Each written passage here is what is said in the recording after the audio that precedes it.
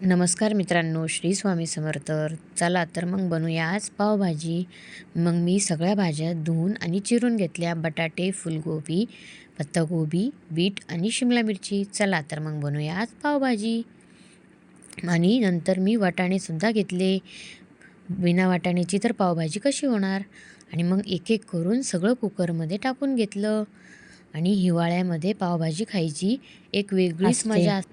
आणि मग मी सगळं कुकरमध्ये टाकून घेतल्यानंतर त्याच्यामध्ये पाणी टाकलं. आणि मग पाणी टाकून झाल्यावर त्याच्यामध्ये मी पावभाजी मसाला टाकला आणि तो पण एव्हरेस्टचा. मग पावभाजी मसाला टाकून झाल्यावर त्याच्यामध्ये मीठ टाकलं व वाटाणे टाकून गॅसला कुकर लावून दिला. आणि मग मी कांदा असा मोठा मोठा चिरून घेतला. आणि मग मी या चॉपरमध्ये टाकून तो कांदा आता बारीक चॉप करून घेणार आहे. आणि या चॉपरमुळं आपली कामं सोपं होऊन जातात. जिथं वेळ लागायचा तिथं मिनटात काम होऊन जातं. आणि बघा आपला कांदा किती मस्त चॉप झाला आहे. आता मी सगळा कांदा काढून घेतला आणि मग त्याच्यातच मी थोडीशी शिमला मिरची आणि टमाटेसुद्धा त्याच्यामध्ये चॉप करून घेतले. आता शिमला मिरची चॉप करते बघा. शिमला मिरची पण चॉप झाली. आता त्याच्यामध्ये मी टमाटे पण चॉप करून घेतले. आणि मग टमाटे आणि शिमला मिरची, कांदा सगळं बारीक झाल्यावर कढई तापायला ठेवली व त्याच्यात तेल टाकलं. आणि मग आता त्याच्यामध्ये कांदा परतायला टाकला. आता कांदा चांगला परतून घेऊया. त्याला सोनेरी रंग येऊपर्यंत कांदा चांगला परतून घेऊया. आता कांदा पण आपला चांगला परतला आहे. मग त्याच्यामध्ये मी शिमला मिरची टाकून घेतली. आणि शिमला मिरची टाकून झाल्यानंतर अद्रक लसणाची पेस्ट टाकून घेतली. आणि मग त्याला चांगलं हलवून घेतलं.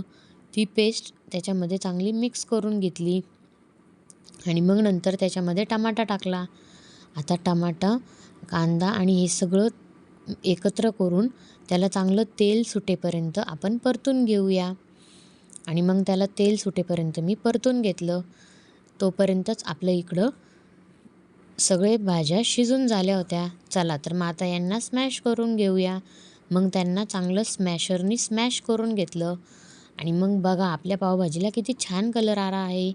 बीट टाकल्यामुळं पावभाजीला खूप छान कलर आला आहे. आणि मग त्याच्यामध्ये आता काही मसाले घालून घेऊया. आता त्याच्यामध्ये मी हळद टाकली.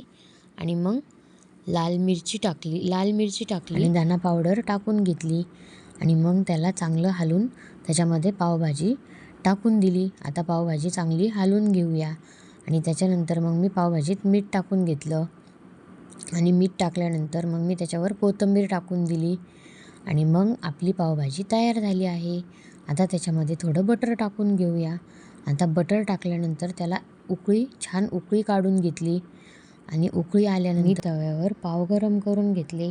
आणि मग तयार आहे आपली पावभाजी या मित्रांनो खायला. आणि आज पहिल्यांदाच आहोंना व्हिडिओमध्ये घेतले. तुम्हाला माझा ब्लॉग कसा वाटला ते मला नक्कीच सांगा. भेटूया नेक्स्ट ब्लॉगमध्ये. माझ्या चॅनलला सबस्क्राईब करून घ्या.